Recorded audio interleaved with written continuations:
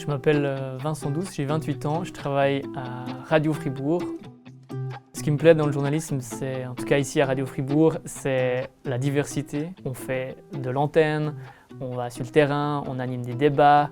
On peut se retrouver le matin dans une écurie chez un paysan et puis l'après-midi dans la salle du Grand Conseil à relater les débats du Parlement cantonal. Bonjour à toutes et à tous. Simonetta Sommaruga devrait démissionner, c'est le journal Le Temps qui l'annonce.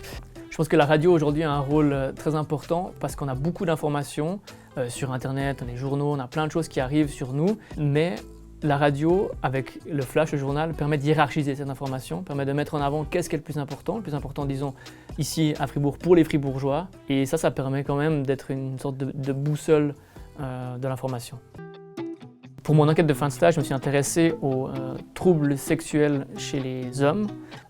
J'ai dû lancer des appels à témoignages. J'avais peur que personne ne me réponde, personne ne veuille témoigner. Au final, plusieurs hommes ont accepté de témoigner. Et c'est vrai que c'était surprenant de voir ces hommes, souvent grands, costauds, se fier à moi. J'avais quand même une pression de respecter leurs paroles, de respecter leur dignité.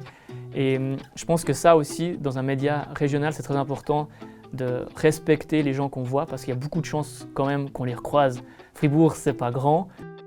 Dans la formation des CFJM, ce que je retiendrai, c'est des rencontres d'abord, de voir des manières de travailler qui sont aussi différentes selon les médias, des cultures un petit peu journalistiques quand même différentes. Je retiendrai aussi une formation multimédia qui est importante parce que le journaliste d'aujourd'hui et surtout de demain doit savoir tout faire.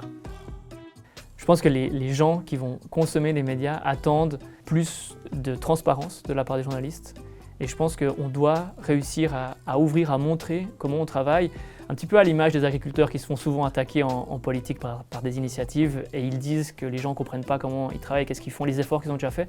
Je pense que les médias, c'est un peu pareil. On a souvent, par le passé, été trop obscurs. On doit changer les manières de travailler pour que les gens comprennent pourquoi on fait un sujet, pourquoi on ne le fait pas, la manière dont on le traite. Et je pense que c'est en étant transparent qu'on gagne la confiance des gens.